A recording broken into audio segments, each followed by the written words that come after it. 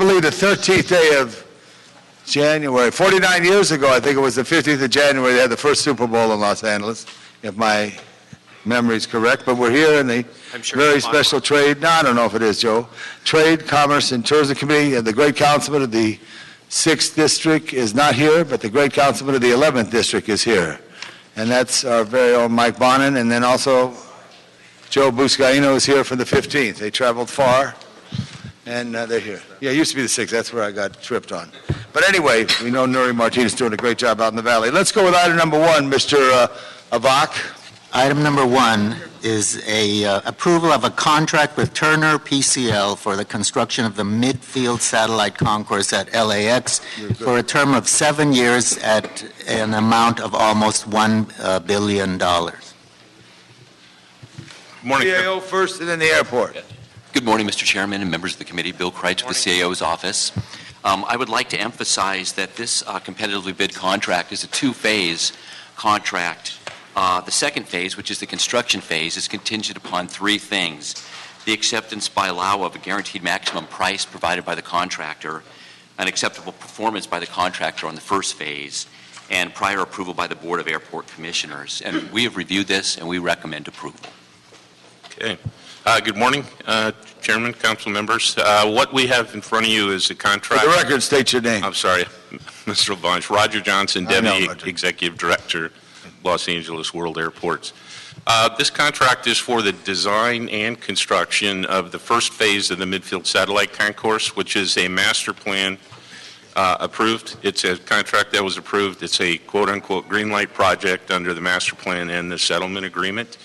And as the CAO reported, it's going to be done in 2 phases. The first phase will be the design, and then the second phase of the work, if the contractor's performance is acceptable, will be the construction, the actual construction of the project.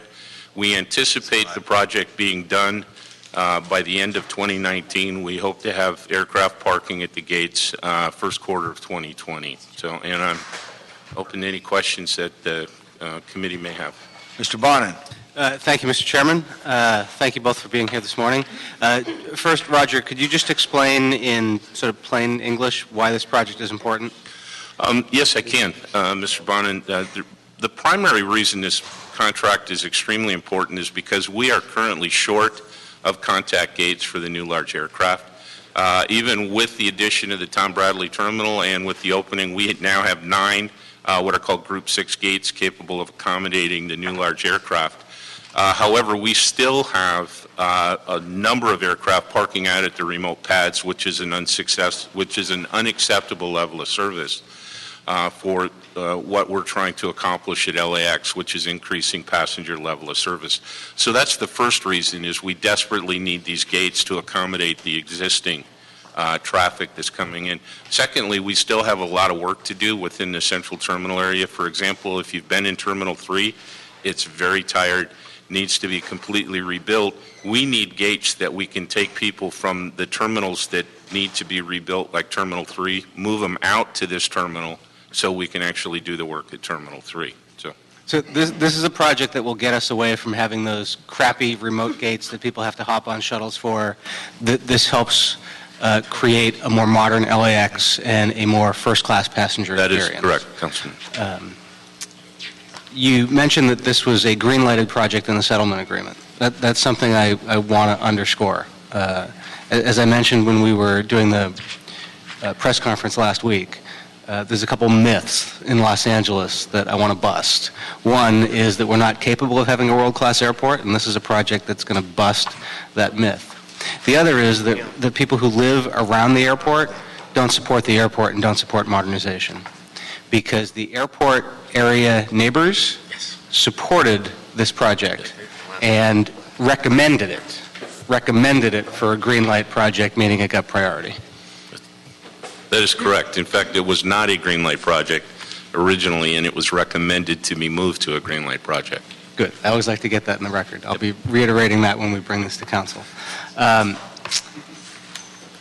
Tom Bradley International Terminal, which looks wonderful and people love, that was over budget. What have we learned from that to better manage this project and what are we doing differently with our delivery method? A couple of things. First of all, I guess, Councilman, that I would argue that it was over budget. It was primarily over the original budget because we added a lot of scope to the project. So, but a couple of things. One of the things that we've learned is there were a lot of change orders because we were in a hurry to get done. We rushed the design, and you know what happens when you rush, right? So there were a lot of change orders due to the design. We're using a design-build delivery method here where the designer and the contractor are under one contract, which will completely eliminate any change orders due to design errors or design omissions. So I would say that's one of the most significant lessons that we've learned is we're reducing the owner's risk for design errors simply because of the way we're doing the project. Another thing that we're doing here is because we had the advantage of a little bit more time, we are doing a lot of work right now in the site area itself, doing investigations to see what underground structures, what underground utilities, what things exist underground that could, be surprises once we get into construction. Now, I'm not going to guarantee you that we still won't find surprises, but we're doing everything that we can to eliminate those surprises and actually do a lot of the underground utility relocations before this contractor actually starts working on the site. So what's the timeline on this? I understand there's something about enabling projects, and then there's 2 phases? That's correct. We have a contract with a company called Skanska that are doing the enabling work, and they are actually working right now. We're taking the first construction contract under that contract to the board on Thursday to start relocating some of the FAA equipment and to do some other work. They will continue to work to relocate some underground utilities and some other work through the beginning of construction of this contract, which is expected to begin sometime around the first quarter of 2016. The construction will start first quarter of 2016? Second quarter of 2016. Yes. And who on the natural would feel or hear the impacts of that construction? Travelers, neighbors, either one? Well, hopefully the neighbors won't. Travelers should not. This job is being built on the west, more to the west than most of the other projects. And all of the construction activity will be coming in from the west. Construction trucks and whatnot will be coming down Imperial Highway to Pershing and then into the site. So the traveling public should not experience anything, and if we do the job well, the neighborhood should not experience anything either. Well, that's good. What are we going to do to make sure we do the job well so the neighbors? We have a number of requirements in the construction contract for mitigation measures, different things, clean air vehicles, a lot of this stuff that I know the port gets a lot of credit for, but we're doing very, very similar things. As a master plan project, we have very prescriptive haul routes and times of day that vehicles can actually deliver materials and things to the airport. So we're doing everything we can to reduce the impacts to the neighborhood through specifications and through mitigation requirements written into the contract, and we will be monitoring those very closely. Okay. Last question is a question I asked, I think, last August, and I don't think we had a definitive answer back then, so I'm hoping we have more of a sense of one now, is how is the public going to be accessing the new gates? There will be a passenger tunnel that will be connected. The primary means of access to the new gates will be through a passenger tunnel that will connect from the Tom Bradley Terminal underground out to the new concourse. We do not know yet whether that's going to be a simple moving walkway or it could be like a horizontal elevator. And then there will still be some bus operations connecting some of the other terminals to the midfield via bus. The people mover is not going to go that far? The people mover there will eventually be a people mover that will go out there, but that is not being constructed during this phase of the project. But as the board just approved the massive ground transportation plan, which is exceptional, and I couldn't be more excited about. Once that gets built out, once we've got the people mover connection from the 96th Street Metro Station, will then be moving the people mover all the way out to the midfield satellite? What's in planning right now is once the people mover is built coming out from the Conrack and the 96th Street station there, is that... Tell everybody what Conrack I'm is. sorry, from the consolidated rental car facility. Once the people mover comes from the consolidated rental car facility into the CTA, the plan is to build an underground people mover, so there'll be a station where you could connect, where you can get off the above ground APM, go down underground, and then connect to the midfield satellite via an underground people mover. So. But that leg of the people mover was something that was or was not approved as part of the ground transportation plan the board approved? It was not. It was not, so that It was still needs not. to be done.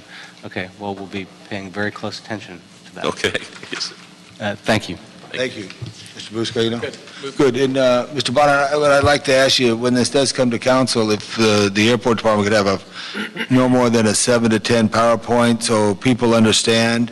And also, it's graphic. This is the terminal now. I'm Tom Bradley International right here, and this is around here. This is beyond that, where that's where Fire Station 80 once was, out that whole area. So a description would be helpful. I think that would be a wonderful idea. I'd also ask if it doesn't give Dion a heart attack, if as part of that, they can also explain the ground transportation plan that just got approved. It connects to it. Yeah, friendly amendment. So let's do that. Awesome. Okay, thank you so much, Roger. Thank you. Recommend approval. Next item. Thank you. Item number 2, as well as item number 3, are permits with Tesoro Logistics for use of some subsurface land in Wilmington. CAO first, and then the department.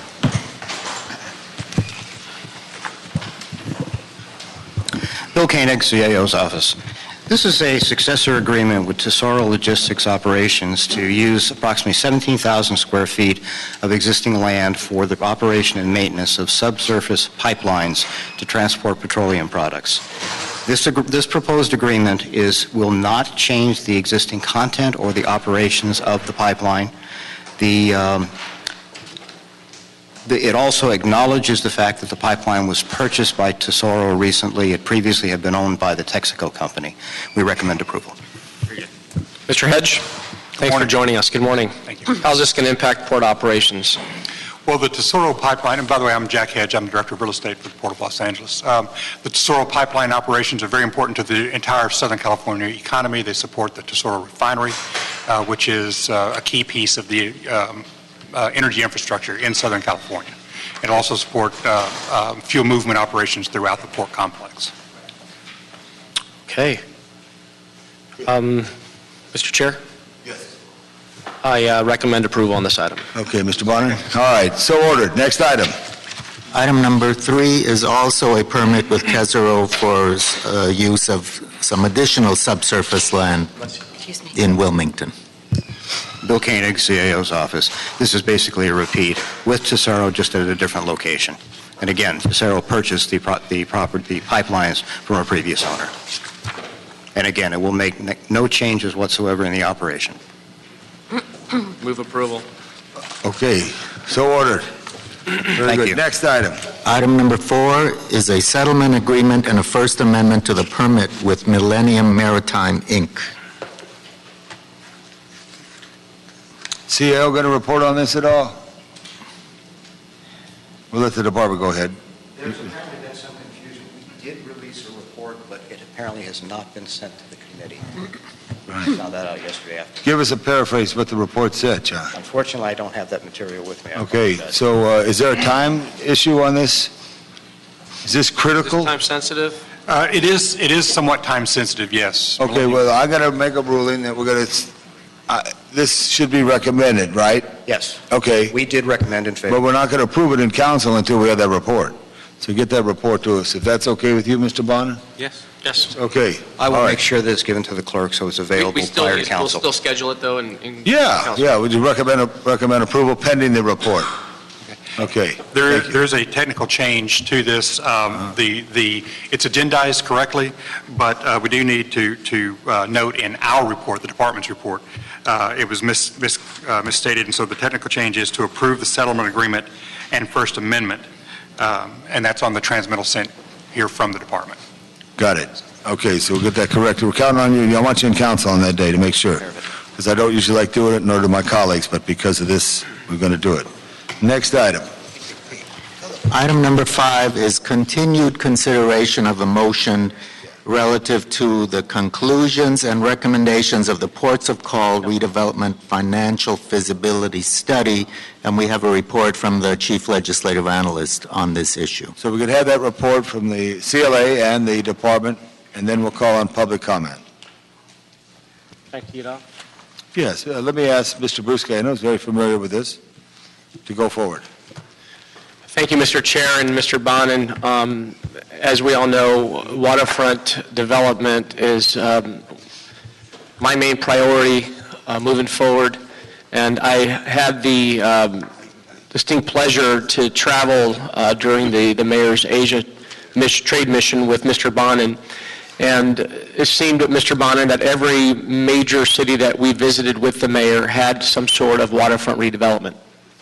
And we reminded ourselves during that trade mission how crucial and important it is, and also observed that why don't we have a transformative waterfront development today? And as we all know, back on November 12th in this committee, we directed the Harbor Department staff, which reported to this committee on the findings of the feasibility study of the LA Waterfront Alliance's proposal to redevelop Ports of Call Village and the LA Waterfront. The study made some sensible recommendations that were specific to the developer's proposal and reinforced many points made in previous studies done at the waterline. However, I believe that because of this project's regional significance and potential to act as a catalyst for economic development in the greater harbor area, the feasibility study was not enough and further evaluation was needed. The redevelopment of Ports of Call needs to be looked at in the context of other economic development projects on or near the waterfront, like the Alta Sea project and other potential redevelopment of the Rancho San Pedro housing development. In order to increase density and make the argument for more vibrant retail and commercial development, we need to look at potential housing sites both on and near the waterfront, and any legislative actions that may need to be taken to allow it. As we all know, disposable income sustains good development. I see the feasibility study as a guide for building out the first phase of a redeveloped Ports of Call. It's an important step in the process, but it's nowhere near a plan that fully satisfies me or the tremendous potential we have at our water's edge. It doesn't call for a transformative project. The study, rather, it will be up to me as a council member for the 15th District to lead and push for the real transformation of the waterfront. The Port of Los Angeles is a part of the city family, and an undertaking such as a redevelopment of the waterfront should not be done alone. Therefore, when the feasibility study was heard in this committee, I asked for the city's chief legislative analyst to work with the Economic and Workforce Development Department and city administrative officer to, one, provide a summary of the history of the waterfront redevelopment efforts at the port, including previous studies and reports, master plans, along with previous RFPs and RFQs. Also, two, report about the Tidelands Trust restrictions in the city charter and any recent legislation having to do with commercial, retail, residential development on state tidelands property, and models of successful waterfront developments in other big cities. Three, provide recommendations on how the city can work together to capture the opportunities at the waterfront to maximize economic benefits. We continue to move forward with waterfront redevelopment, and just since the last time we discussed this issue in TCT, much progress has been made. Last month, we had a verbal commitment from the Port of Los Angeles to invest $50 million in the infrastructure. That's the realignment of Sampson Way, the extension of the Promenade, as well as the town square over the course of the next 5 years. This report will serve as another tool to guide decision makers at the city and the state and the port as we continue to move forward with the transformative redevelopment of LA's waterfront. I'm eager to hear the CLA's report and recommendations, and I'd like to ask John Wickham from the CLA's office to give us his take on the report that was recently released, I believe Thursday or Friday of last week. And he is joined by Mike Galvin from the Port of Los Angeles. Good morning, John Wickham with the Office of the Chief Legislative Analyst. Before you is a report from our office with a certain number of recommendations related to the motion to take a look at this issue. In my comments at your previous meeting, I just wanted to highlight one of the significant strengths that you have in front of you here. Over 20 years, the development of the Waterfront Master Plan, the Bridge to Breakwater Plan, is a significant accomplishment. That was a significant change in perspective with the Harbor Department. It brought the community along. It brought the City Council and the Mayor. It brought the entire city family together on a certain concept for that area. That is a very defined area. It has significant resources in it, both from a regional standpoint, from a local standpoint, and from economic standpoint. That's a very important strength that you have, that master plan policy, the master plan EIR. That takes you a long way to moving forward with a project on the waterfront. And I think that will be a strong framework for any additional work that you move forward at this point. And I think it's important to build off of that work that's already been done. Right. So I just wanted to start with that. There are two significant constraints in front of you. One is the restriction in the city charter with the 50-year contracting limitation. That limitation applies to all proprietary departments, not just the Harbor Department. That also applies to the airport and Department of Water and Power. And you cannot contract for more than 50 years. Period. There's no option to go out for extensions of those contracts, and so it is a very strong limitation. So how do we overcome that obstacle? How do we overcome that obstacle, the 50-year lease? There needs to be some discussions on how you would do that. I mean, frankly, you'd have to amend the charter at a minimum to address that. So you amend the charter by the vote of the people? It would be a vote of the people, citywide. Mm-hmm. And I think you would have to think very carefully and structure something very clearly on moving that forward. It may be possible to do something that's limited strictly to the waterfront plan, for example. There would still be state, and that's the second set of constraints here, is the Tidelands Trust and state law. State law also has a 50-year limitation on the contracting. And I believe that would apply not just to the Harbor Department, but to any agency that tries or attempts or has responsibility for contracting in that area on behalf of the city or on behalf of the Harbor Department. So we need to look very carefully at state law and changes that need to occur in state law as well. In addition, you have the Tidelands Trust, which is managed by the California State Lands Commission, and they have a very strong perspective and opinion on the harbor, the Los Angeles harbor. And so it would be necessary to work with them as well to make sure that everybody at the state level who has controlling authority here and ability to affect what happens here is on board and agrees with the plan moving forward. So our colleagues in the state government, leadership, state government, would need to take absolutely essential in helping. How is the construction of Staples Center different than, as far as, explain the structure of their lease and how they overcame the 50-year obstacle? Well, that is not under a proprietary department. It's a city property that is handled under just general state contracting law. And in that law, there's opportunity for a 55-year lease with extensions if those leases are reevaluated on a periodic basis to bring up the value of the lease payments to the market rates. So if you were able to change the contracting restrictions at the Harbor Department or in the Waterfront Master Plan, for example, you would still have to comply with those kinds of restrictions, something like a 55-year lease with renewals that are based on a market reappraisal. Mm-hmm, mm-hmm. But that's something that developers are much more familiar with and can work with probably more easily than a strict 50-year term, right? So those are the two main constraints that I found. What I might do now is just run through the recommendations in our report, and we can talk about each of those if that...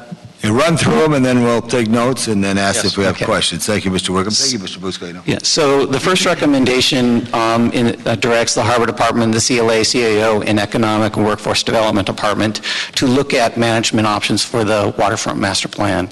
As I said, you have a strong plan here with the environmental approvals in place. But at the Harbor Department, the management of that area is distributed among a variety of bureaus. You don't have a focused approach in managing that area. And it's an area that's different. It's not about cargo. It's not about fishing. It's about bringing people to the waterfront. It's about more cultural and historical uses and attractions. And so you need a different approach to dealing with retail and commercial contracting, with cultural programming, with public activity in the area. You're not going to have public activity in the container areas, right? So there's a very... So public access, no different than public access up and down the state of California that the Coastal Commission strongly advocates for. It's one of the goals is public access to the waterfront is important there. But, in the storage areas or in the container areas, you have security concerns that are different than you would have security concerns here, right? So, and then you've got the cruise component as well, which is, again, very different from container. So anyway, it appears that there should be a review of the management plan and options for that area. And we have a couple of recommendations in here of not recommendations, but paths that could be followed from very direct. The Harbor Department could reorganize and come up with a management plan that makes sense and provides the focus in that area. That has the most control held within the city, within the Harbor Department. And then there are other options like JPAs or a state authority, and each of those options gives up more control and authority of the city. Look at others in the United States and around the world. Right. Very good. What's number two? Number two is to direct the City Planning Department of Transportation, and the Metropolitan Transit Authority to look at the transportation circulation plans for this area. As I mentioned, if you take public transportation from downtown Long Beach to downtown San Pedro, it takes an hour. It's a 10-minute drive. It's a 12-minute drive. So the public transit links at a minimum are lacking. And in all of the review that we had done, there were no transportation studies for this area. If your intent is to attract people from the region, you're going to have to bring them in, you're going to have them park someplace, and you're going to have to move them around the district. And there has been no study of that is meaningfully focused on San Pedro. Right. So we need to look at the bicycle connections, the public transit connections, right. the red car line that's down there, right. And find a way to really maximize the ability to move people around in this. Thankfully, we have Mr. Bonnet on the MTA that can champion that for us. And some other folks from the city as well. Right. I just wanted to suggest something on that. There's considerable talk about going back to the ballot for Measure R2, which would do transportation projects. Part of the way projects are being suggested for that ballot is that all of the COGs, the local councils of government, are working, each of them, on a mobility matrix, which is helping develop local projects. So it would be very important to start getting stuff into the mix of that mobility matrix for the COG that includes San Pedro. Yeah, the City of Los Angeles is a member of the South Bay COG, right? And so that would be conversation. That'd be us, right? And also, John, look at the Alameda corridor. I don't know what the freight is like on a Saturday or Sunday, and if it could be scheduled, and there'd be some flyers, like a train flyer, like the San Pedro flyer, coming out of Union Station, Metrolink or somebody, for a tourist, tourists in our own town. Yep. To get there. Okay, next. Number three, instruct the Harbor Department, Economic Development Department, CLA, and others as appropriate to retain the services of a housing specialist to evaluate opportunities and constraints to housing development in the waterfront. As I mentioned, there are significant constraints in the Tidelands Trust concerning housing development on the waterfront. The councilman in his comments expressed a concern that there is a need for housing development in the area. There have been no housing studies of this waterfront area in San Pedro.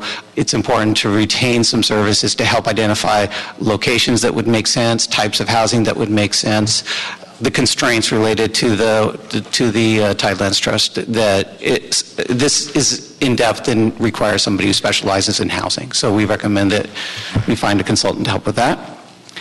Number 4, I recommend the Harbor Department develop a phased approach to the implementation of ports of call development. The RFP was for a 30-acre site, and the proposals that have been considered have... Rather, the RFQ was the RFQ. Right. Had some phasing components to it, and it seems like that's going to be, especially with this 50-year contracting restriction, that phasing is going to be a very specific and important part of how that's built out, and it just needs to be discussed more how you're going to be phasing that project. Number 5, instruct the Harbor Department to report on infrastructure improvement plan. The councilman commented that there's a $50 million plan being put together that ought to come forward. The infrastructure improvements relate specifically to the San Pedro RFQ, how that's built out, and so there should be some reporting on that. Instruct the Harbor Department to report in 60 days on projects and implementation timelines to improve linkages between the pending and implemented developments. So this is something critical. We have, you've built crafted. You have Alta-Sea coming along. The ports of call is in process. The USS Iowa is built in. The town squares being built. There are lots of different parts. You don't have ability to move people easily between those parts, so they're going to get in their car at the stop at the USS Iowa, get back in their car, drive over to Crafted, get back in their car, drive over to the... And it's not... You need to fill in the gaps. And so somebody needs to take a look at how to fill in the gaps, and rather than doing a bunch of piecemeal pieces without linking it all together, make sure you're filling in the gaps. Right. What number is that one? That's number 5. 5. Or 5. 6. Okay. We're almost to the end. Good. Number 7, instruct the Harbor Department to report to council. As far as number 6, construction timelines too, we need to, or that's more of a 5. Yeah. 5 is the construction timelines, right? Okay. And then number 7, instruct the Harbor Department to report to council with the implementation of the Waterfront Master Plan on an annual basis. As I said, incredible effort to get that plan done, to get the environmental in place. Council should have an annual report from the Harbor Department showing the progress made against that plan. I think it should be biannual. If you really want to get it done, hold feet to the fire twice a year and figure that out. That's my recommendation to you, Mr. Councilman.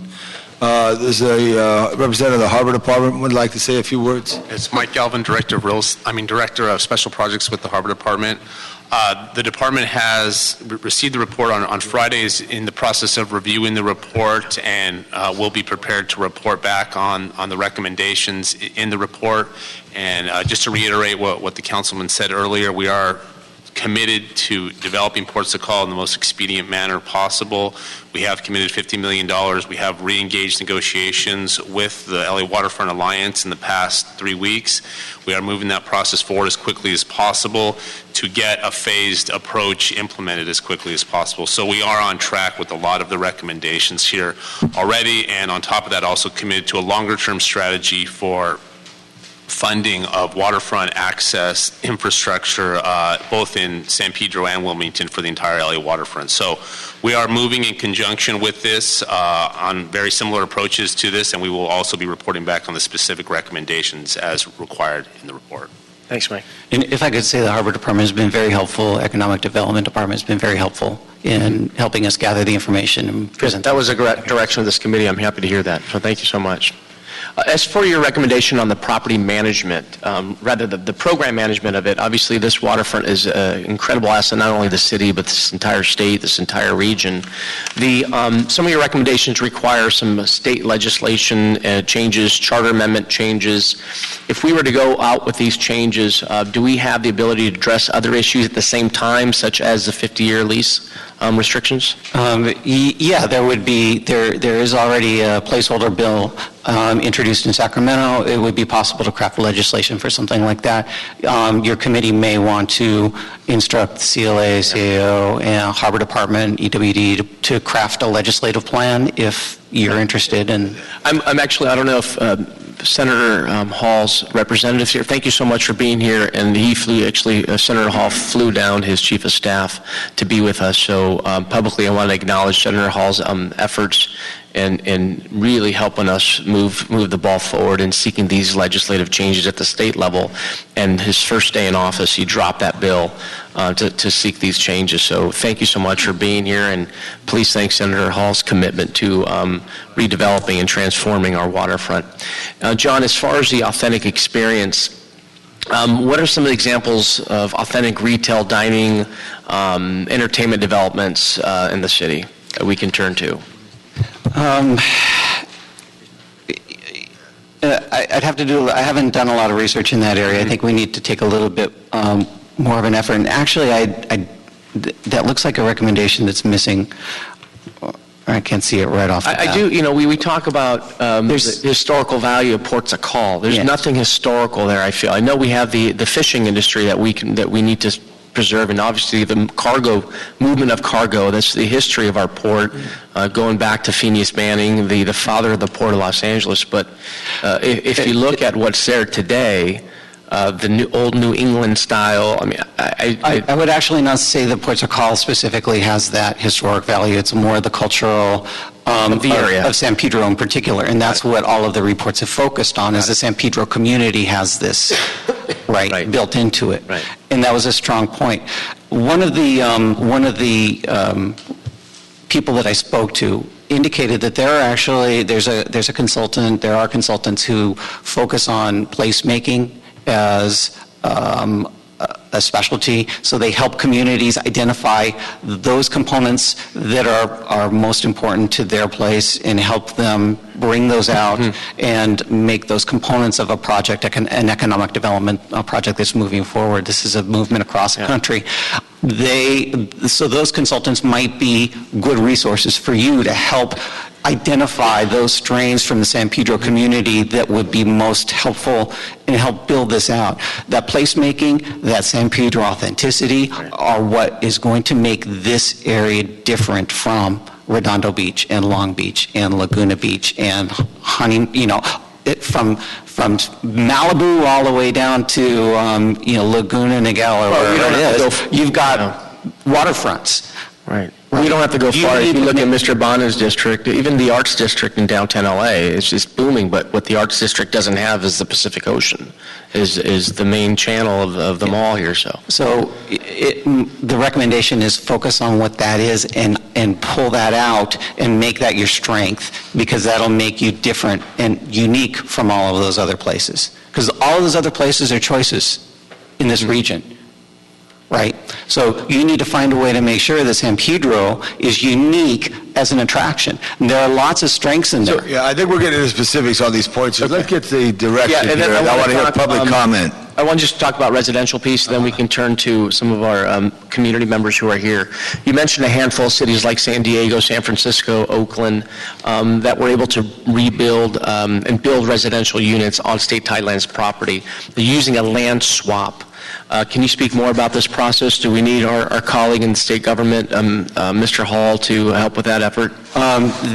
My understanding is that's an extensive, long-term effort to get an approval on a swap, upwards of 10 years. We can't wait 10 years for this. I'm running out of patience here. You're saying that. I understand, Councilman. But even more so, that precedence has already been set in these areas in San Francisco, Oakland, San Diego? Yes, the State Lands Commission looks very critically at these. You need to identify land that is equal or greater value. The State Lands Commission needs to sign off on that.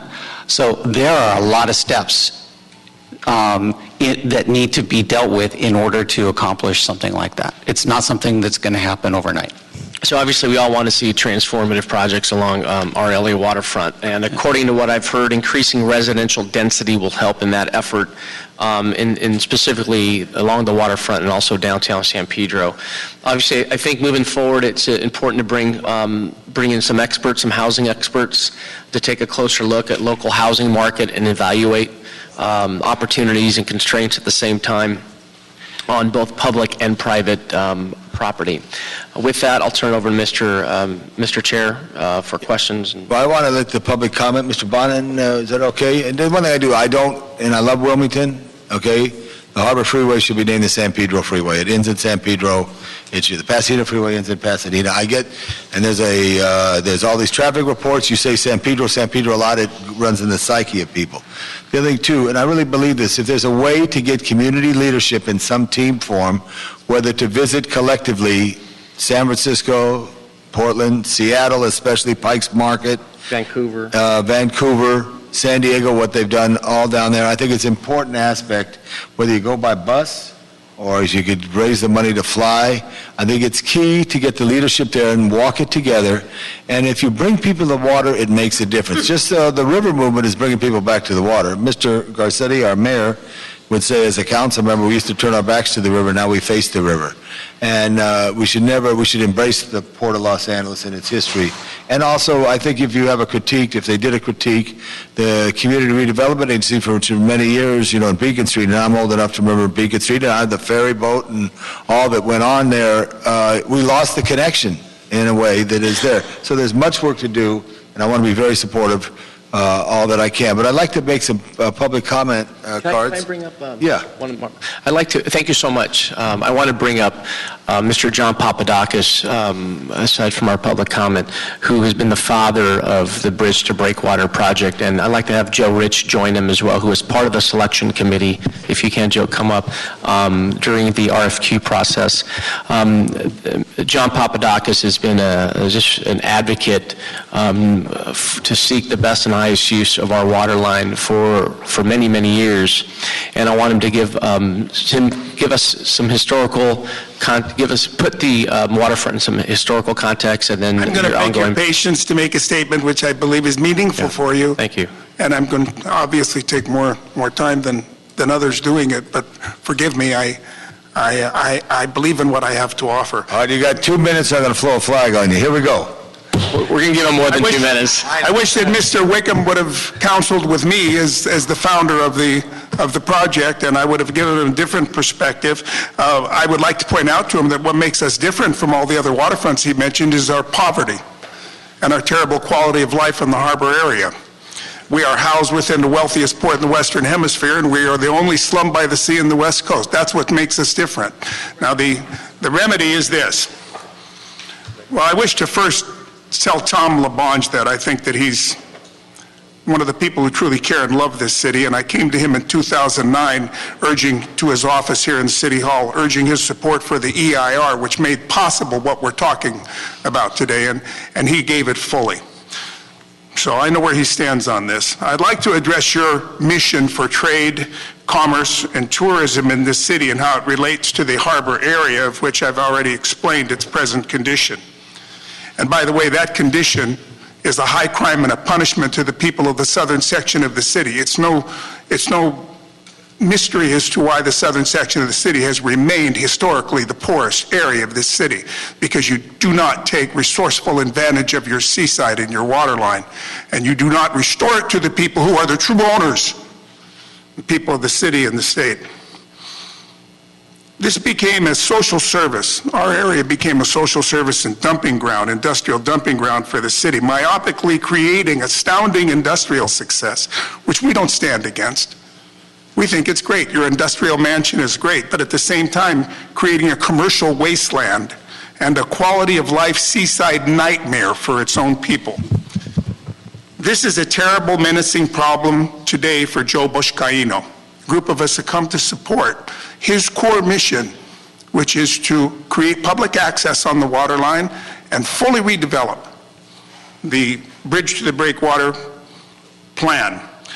And it was also apparent to me as I grappled with this problem in 1998 when I became chairman of the LA Harbor Watts Economic Development Corporation. That is when I brought forth a plan to recapture a portion of our greatest resource, our waterfront, for the true owners, the citizens of the city and the state. I followed the precepts of the Coastal Commission and the Tidelands Trust, that the waterfront must go to the highest and best use of the true owners. Highest and best use does not create poverty, it creates prosperity. We cannot claim that that precept is being honored. Otherwise, it must create commerce and revenue for all. It must work for all, not the few, which it only works for now. And that the port must provide primary public access to the waterline. Continuous and unobstructed primary access to the waterline is, number one, the key element in worldwide waterfront commercial and residential development. Number two, the basis and foundation for the entire waterfront plan that we are discussing today. And number three, curiously and conspicuously, completely absent in this very weak report. Most of what your report notes are the limitations of the harbor area, not its glorious potential and possibilities. The goal is to make this nation's greatest working port the best living port as well. That's your elected duty. That's what the people want you to do here. Presently, we are its worst. How about creating thousands of new jobs, an enormous new civic tax base and revenue source, an urban waterfront mecca, a playground for the people, and an 8-mile seaside theater so the citizens may understand, and this ties in with your mission, that world trade creates world peace. Everyone we got bloody with and fought with in the last century they're friendly traders now. The ships coming down our main channel represent a parade of world peace. You're denying an educational, cultural, commercial, recreational great resource to the city, to the city citizens by not creating the bridge to the Breakwater Grand Promenade and doing it as quickly as possible. That's the meaning of those magnificent ships. That's what we see in our harbor. Long Beach transformed itself into such. It was a terrible, dangerous place 40 years ago. And now it's a great seaside destination that hosts far more conventions than your convention center downtown here. They started by completely cleaning out their decayed waterfront, establishing public access even all the way up the LA River, and then their city exploded, thousands of jobs. They became a great seaside destination. They magnified the citizens' relationship with the water and vice versa, the water relationship to the citizens. We are in Los Angeles, the second largest city in the greatest nation. Our seaside and harbor should not just be world-class, but set a new worldwide standard for waterfront development. That should be this committee's primary goal. Tourism is the #1 business in this city. Where is our piece of the pie? Instead, your report speaks of the key elements of preserving the harbor area's authenticity and history. Such nebulous and open to interpretation drivel can be used as a recipe for doing nothing for many bad years. Such rhetoric, as well as pointing out the necessity for long-term phase development and the harbor area's remoteness to the city, is directly responsible for the deepening poverty, crime, drug addiction, and violence that the whole southern section of the city suffers from.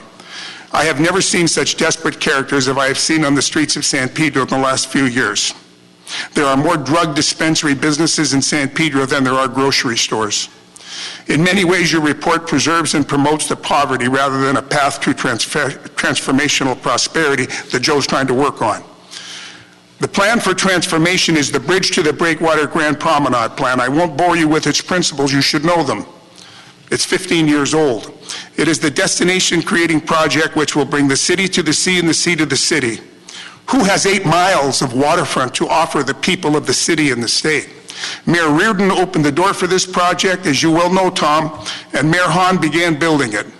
Since then, long stretches of the Grand Promenade on the waterline from the Vincent Thomas Bridge to the Federal Breakwater are completely unbuilt and under contention due to errant priorities and self-serving political pressure and this historic dribble. $550 million last year went to the building of one container terminal. Pier 400, which is a massive industrial island, which cost in today's dollars billions, was built within 6 years. When the city wishes to move its hand and create industrially, they do, but they won't create commercially for the people that they must serve. I would want to end by telling you this. Destination creating is what LA was built on. There was a mouse named Mickey who invented Orange County. Marineland identified and developed Palos Verdes. The Staples Center reconfigured downtown Los Angeles. And you're telling me a waterfront is not a great waterfront attraction is not feasible in the city's seaside soul? Come on. We are the oldest settled community in California. There are shores you use, and your first investment must be in us. John, you mentioned on the one of the thank you so much. One of the recommendations was looking at the governance structure and how we manage and program the waterfront. Was there ever an effort to make this change? Yeah, in 2003, Janice Hahn, curiously, in deference to her brother, tried to get the planning of the waterfront, relieve the port of the planning of the waterfront. This was a divisive move at that time. It wasn't done in a cooperative way. It was done divisively, and there was a big trouble with the then Commissioner President Nick Tonsich and Jim Hahn himself.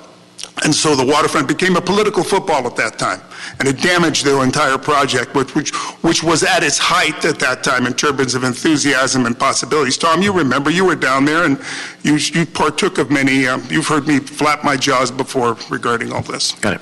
Thank you. Okay, Joe, we're going to get some more cards right up here. Joseph Rich. Yeah, thank you. Yeah, thank you. I have a letter which I recently sent to the head of the Coastal Commission, right. Steve Kinsey, and I want to share it with you. You got it. We'll get the clerk to give it. Over here for your observation. Thank you. Thank you. We're going to get 2 minutes. We allowed Mr. Papadakis the extra because he's a great Trojan. Yeah. I am a Trojan as well. So I know, but he's a great one. He's a great one. I will not need more time. He's a great one. I'm Joseph Rich. I own a development company, Rich Development Company. We build medium to large shopping centers throughout the western United States. I was on the committee, the selection committee that the harbor put together for selecting the current developer that's looking at redeveloping Ports Call Village. I'd like to say that process was limited and restricted by several things. Obviously, the lease, the tidelands, and the restrictions in there, and that kept us from getting a substantially more developers and bigger and more credible developers to the table for this development. The Tidelands Act really handcuffs our ability to attract these right people and build the right project. The inability to incorporate residential component restricts the economic power needed to transform the waterfront into a statewide destination, benefiting not just the local community, but all of Southern California. The residential will bring dollars to help build the infrastructure. The port is fighting this $220 million, $250 million that they need to build the infrastructure. The residential component can help that. We're talking about the time that it would take to make the changes and do the things to allow for residential.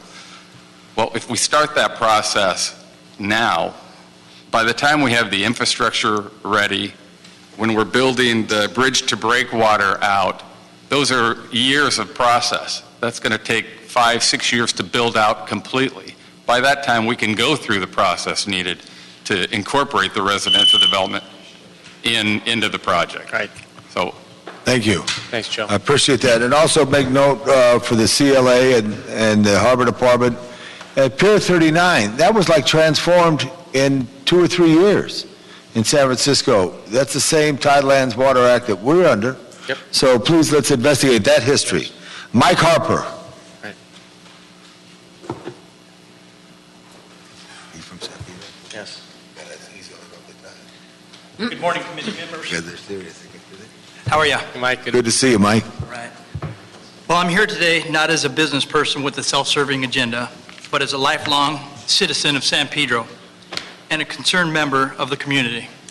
San Pedro is a great place to live. A city by the sea with a rich history and a melting pot of cultures. It is also a port town and home to one of the most successful ports in the United States, as you know. The Port of Los Angeles is an industrial powerhouse and provides financial security to all those associated with it.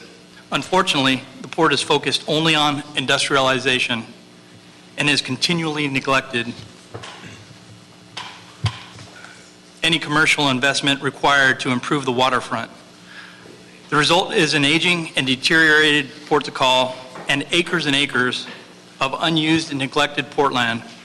Instead of citizens being able to go down to our waterfront to enjoy waterline access and a beautiful promenade as they do in Long Beach and in Redondo with wonderful restaurants and excellent hotels, we have to go elsewhere.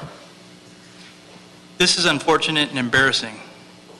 Let me take you back to July 2011 when the USS Abraham Lincoln aircraft carrier arrived in the Port of LA for a week-long Navy event week. This was supposed to be a proud moment for San Pedro and the Port of Los Angeles. It was an opportunity to show tourists what a great seaside treasure we were and a place to be proud of. Instead, it turned out to be quite the opposite. When maps issued to members by the Naval Criminal Investigative Services were handed out to the crew members, warning them of areas that could be dangerous to visit. Downtown San Pedro and the shopping district next to the waterfront were identified as these areas that they urged members to stay away from. They were told there were safer places to go at night and enjoy and have a good time. This is unfortunate and just one example of how our town and image has suffered due to financial neglect from the City of LA and Port of Los Angeles. I'm here today to urge the City of LA and the Port of LA to fund the necessary infrastructure required to attract a major developer to finalize a project that is long overdue. The time is now, and we can no longer ignore this important issue. Thank you for your time and consideration. Thank you, Michael. Peter Califano.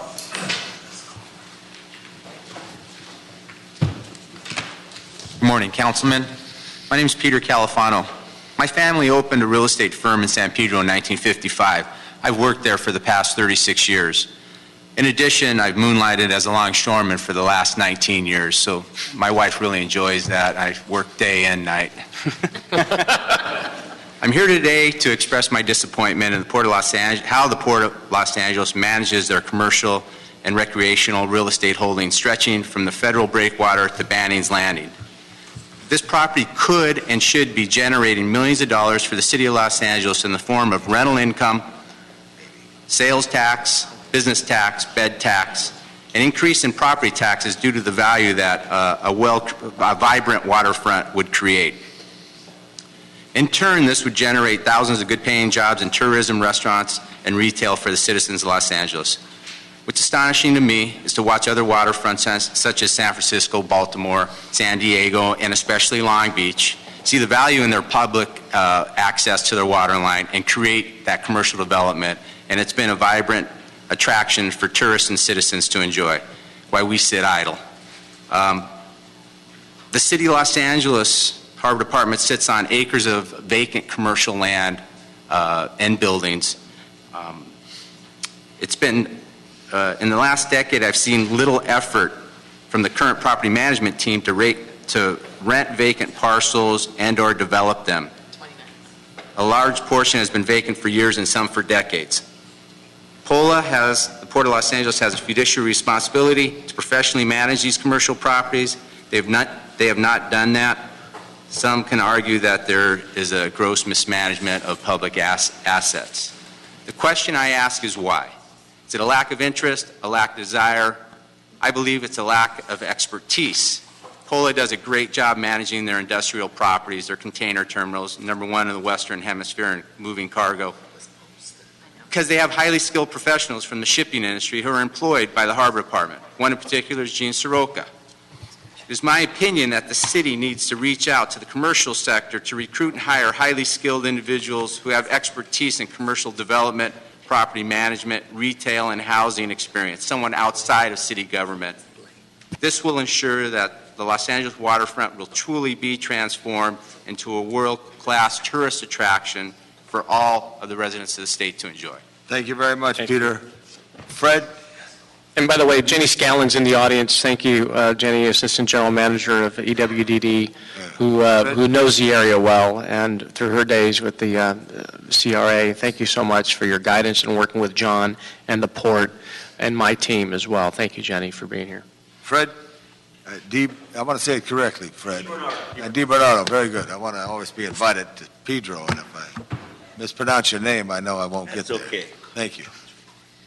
Okay, my name is Fred DiBernardo, and I'm a San Pedro real estate broker for over 38 years, as well as a lifetime resident of San Pedro. I'm also a member of the LAWARC, the Los Angeles Waterfront Access and Redevelopment Coalition, who members we have here before you.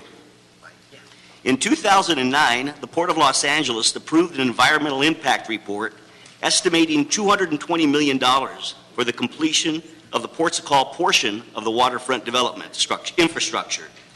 This was in 2009 dollars. Last month, in response to mounting pressure from the public, the port staff proposed a grossly inadequate $50 million over 5 years for the same infrastructure. For comparison, just the cost of the recently completed downtown water cut, which is roughly 1/10 its size, cost over $47 million alone. At this rate, the infrastructure for Ports of Call will take 25 years to complete.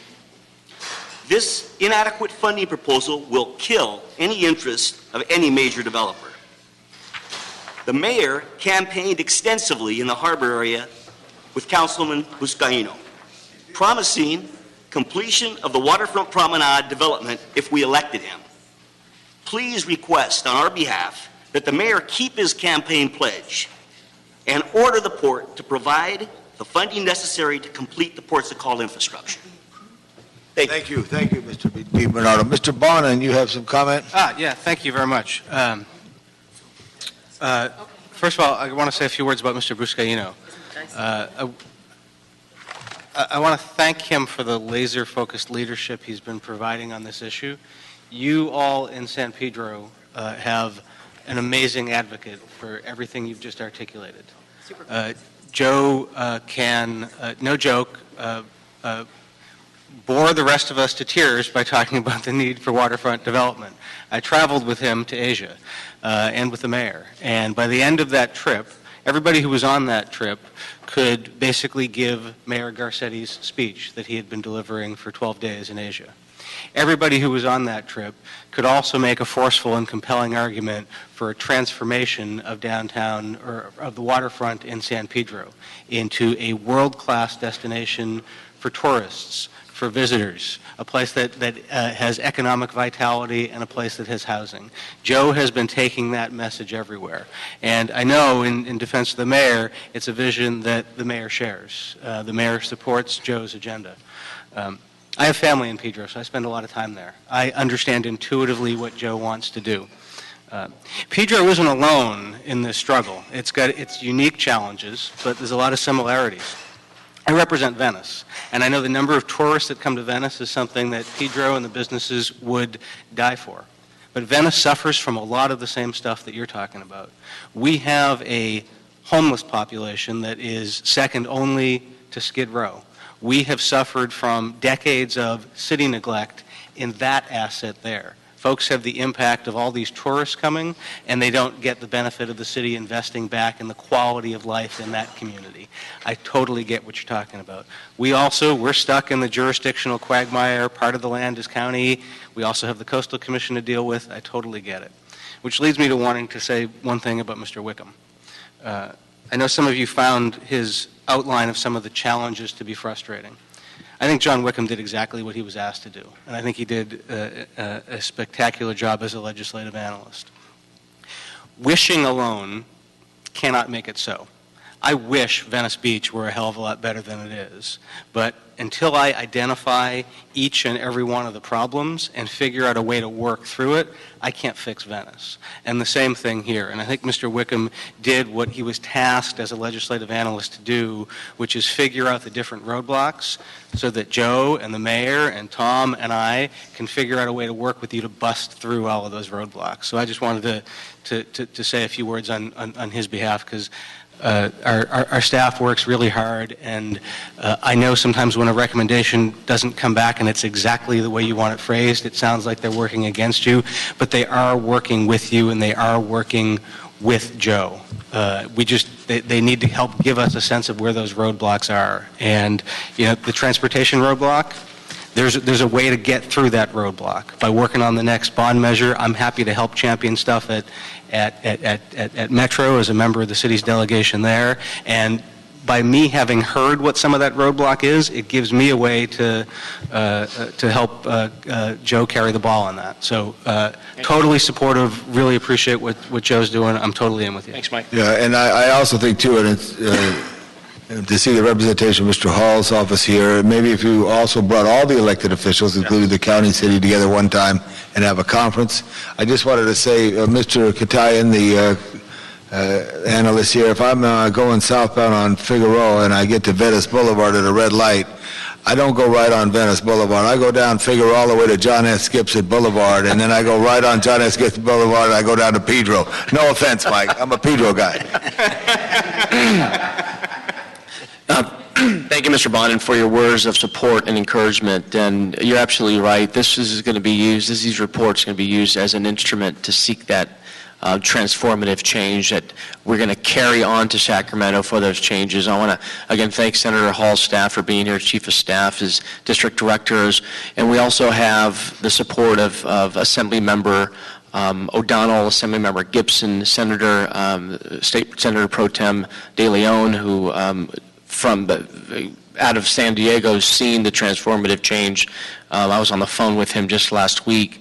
He too supports this effort as well, seeing the transformation from his hometown in San Diego. So with that, if I can make some recommendations, Mr. Chair. Absolutely. I would like to just revise some of the recommendations made here, and then looks like we'll be on our way to council. And rest assured, Michael, I'll give you a copy of these. Direct the Harbor Department, CLA, CAO, and the EWDD, Economic and Workforce Development Department, and request the city attorney to evaluate and present options for overcoming the limitations of the 50-year lease term and recommend management options for the San Pedro Waterfront Master Plan, including the creation of a nonprofit development organization, joint powers authority, or other similar district that would coordinate all development, property management, planning, and event programming at the Waterfront Master Plan area and report back to this committee within 60 days. And if I could just add, yes. Put parentheses convention center Staples, put in parentheses centers just for outside the box thinking, Exposition Park and the agreement with USC and the public facility. What did we do there? We did some kind of special relationship. Okay, some of those things as ideas. Okay. Two, thanks, Mr. Chair. Direct the Department of City Planning, Department of Transportation, and request that MTA to report on transportation and circulation plans for San Pedro with an emphasis on efforts to connect San Pedro and the regional light rail network. Request the Harbor Department and EWDD, thanks again, Jenny, for being here, with the CLA and other departments as appropriate, retain a consultant funded by the Harbor Department. This consultant will conduct a real estate and market analysis and evaluate opportunities and constraints of housing developments on Harbor Department, City of Los Angeles, and other public and privately owned property along the waterfront and in and around the downtown San Pedro area, including site-specific studies and an evaluation of the feasibility of constructing housing on state tidelands and recommend options for further action.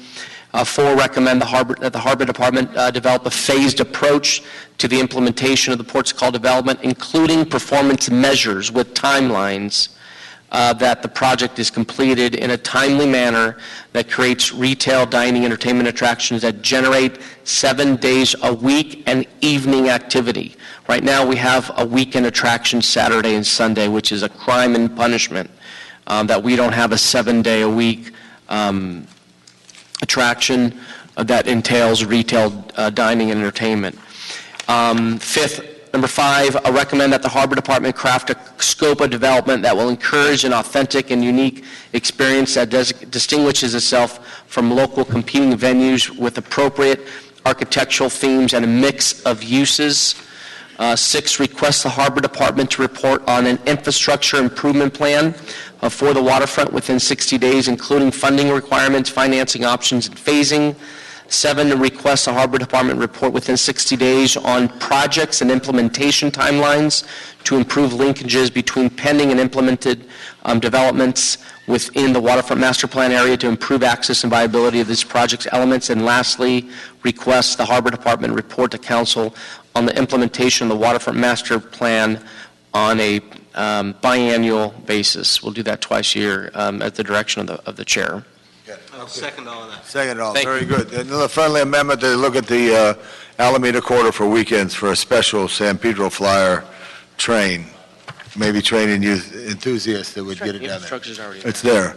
Okay, so that's so ordered. So this is Mr. Clerk. Mr. Chair, there's a request to reconsider item 4, just to set the record straight that there was a CAO report. This class, this is number 5. Number 5 is approved. Where it's approved. Just set the record straight on the other items. You could, Mr. Papadakis and the team from San Pedro, it's a beautiful day in LA, and if you haven't been to the Tom Bradley Tower, go up and take a look. You can see underneath the belly of the Vincent Thomas Bridge.